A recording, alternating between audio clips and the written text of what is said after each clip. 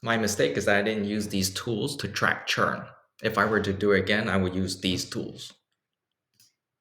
Hey, it's Gary, 3 times head of growth. Today, I'm going to talk to you about fighting churn by using data and tools.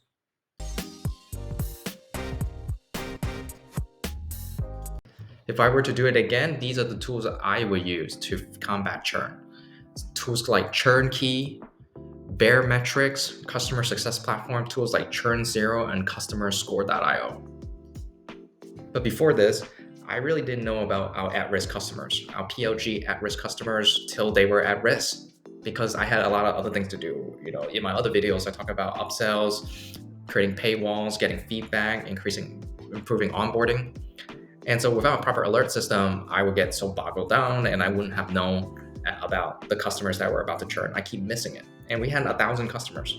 And we did have engagement data and engagement level and certain customers' journey, but in aggregate, there were just so much data. So the best I had was a BI dashboard that shows inactive customers above 90 days.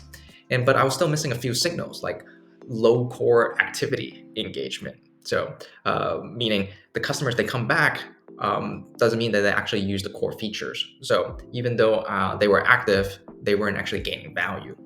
Another signal that I didn't have or was not readily available was like the email unsubscribes.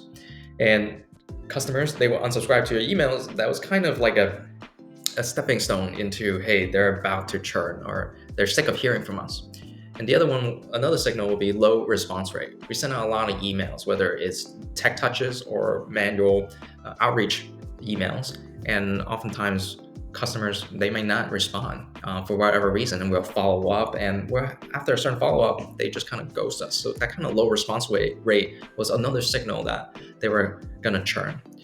Payment failures on Stripe. If you go on your Stripe account on a dashboard, there will be failures of payment, and that was another signal. Like, why did they do that? Like, what's going on? Are they running out of business, or hey, they just changed credit card? Why did they notify us? When we follow up, they kind of ghost us. That was another kind of signal of churn. If I were to do it again, I would build a dashboard that aggregated all of this so I could find and report these very quickly. And I think a lot of us would kind of think about this as, should we build this internally or buy the tool? And looking back, I would buy the tool because there's just so much blind spots that I'm not thinking about. I would invest in tools like Baremetrics because we want to track like ARR growth, MRR growth, NRR churn, our net recurring revenue churn, and also we want to segment different types of customers and whether they're SMB or startups or mid-market, what's going on, and how are we growing as a company. I will also use tools like Churnkey, which actually saves customers from canceling. And so it basically creates an exit survey. So when customer says, hey, I want to cancel in their self-serve flow, we're kind of saving them. We're collecting the reasons why they want to leave, and we'll create an analyze and report for that so that we can go back to our team and make some business decisions.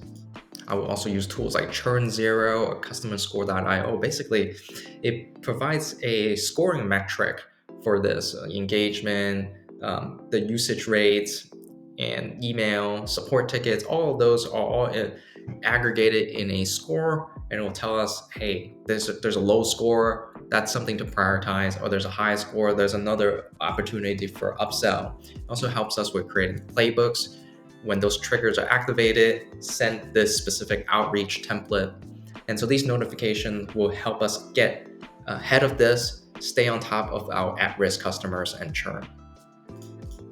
When I was doing PLG, there were just so many customers and I had other responsibilities. So missing these signals was kind of like, oh my goodness.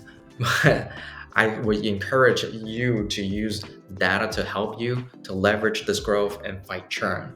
And all those tools that I mentioned here, I have no affiliation. It was just purely, hey, wow, that's another base I needed to cover. By using data to inform me to take action instead of this kind of reactive approach that I'm taking, where I'm just kind of looking through, and by the time customers are churning, that was a big mistake. Follow me on growthwithgary.com or feel free to subscribe here to learn more about how to execute PLG, lead and operate and launch and be successful in SaaS.